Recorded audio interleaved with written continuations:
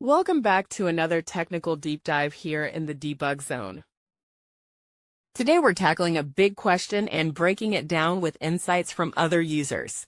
Hopefully this clears up some misconceptions and helps you get the answer you need. So buckle up, stay a little curious, and let's jump right in.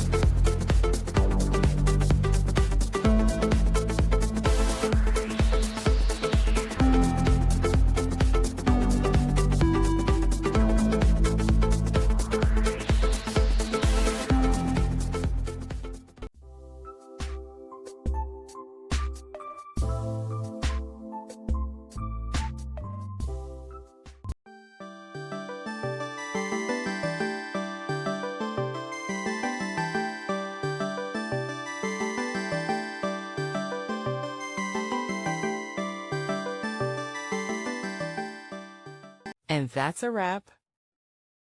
I hope you found the answer you were looking for. If you did, take a second to hit that subscribe button. It really helps out. And let me know in the comments which solution worked best for you. See you next time in the debug zone.